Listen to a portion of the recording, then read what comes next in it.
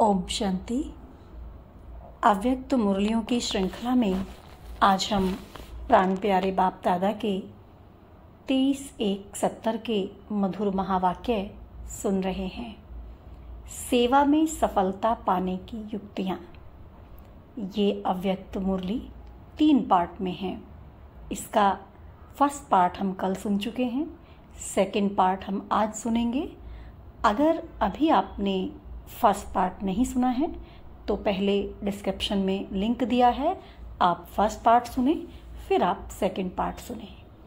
आज बाबा ने कहा, तुम गॉडली स्टूडेंट हो, डबल स्टूडेंट बनकर के फिर आगे का लक्ष्य क्या रखा है?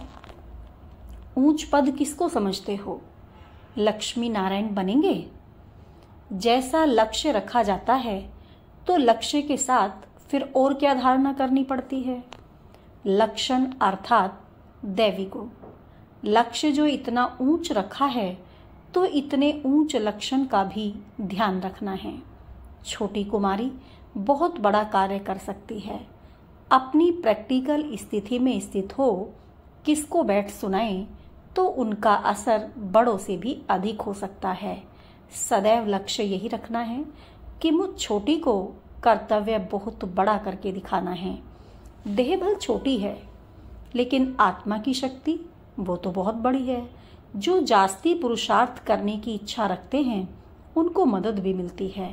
सिर्फ अपनी इच्छा को दृढ़ रखना तो मदद भी दृढ़ मिलेगी। कितना भी कोई हिलाए लेकिन यह संकल्प पक्का रखना। संकल्प पक्का होगा तो फिर सृष्टि भी ऐसी बनेगी। भल जिस्मानी सर्विस भी करते रहो। जिस्मानी सर्विस भी एक साधन है, इसी साधन से सर्विस कर सकते हो। ऐसे ही समझो कि इस सर्विस के साधन में जो भी आत्माएं आती हैं उनको संदेश देने का यह साधन है। सर्विस में तो कई आत्माएं कनेक्शन में आती हैं।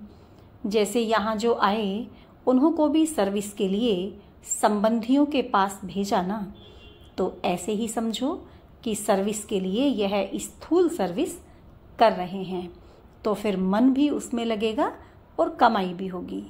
लौकिक को भी अलौकिक समझ करो, फिर कोई और वातावरण में नहीं आएंगे।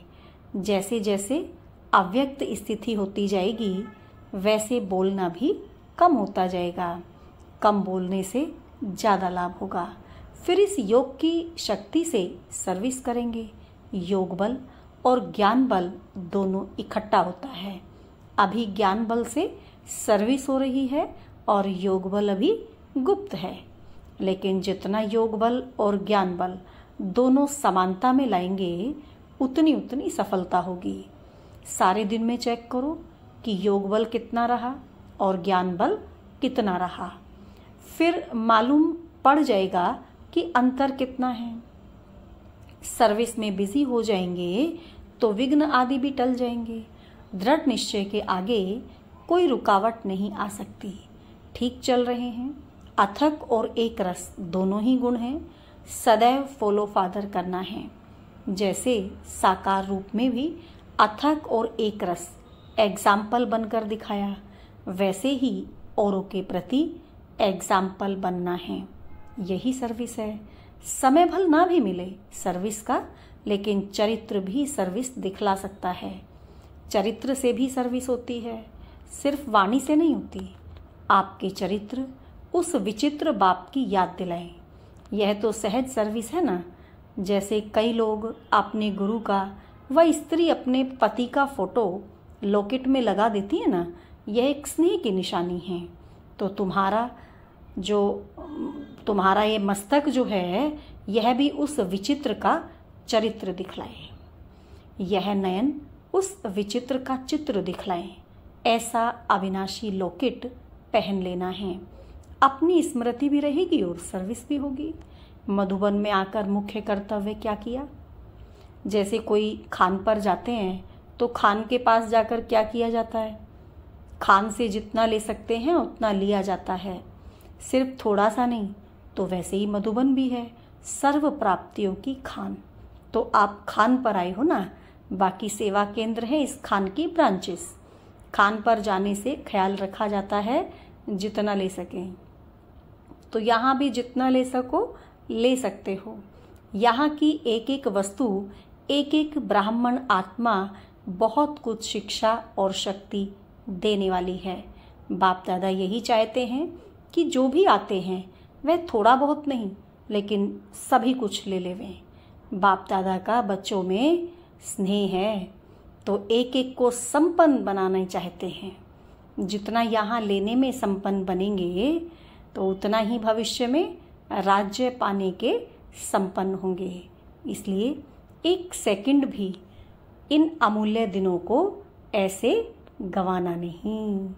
एक सेकंड भी बाबा ने कहा इन अमूल्य दिनों को गंवाना नहीं। एक एक सेकंड वैल्यूबल है। एक एक सेकंड में पद्मों की कमाई कर सकते हो। पद्म सौभाग्यशाली तो हो जो इस भूमि पर पहुंच गए हो, लेकिन इस पद्म भाग्य को सदा कायम रखने के लिए पुरुषार्थ सदैव संपूर्णता का रखना, क्योंकि जैसा बीज बोया जाता है वैसा ही फल निकलता है।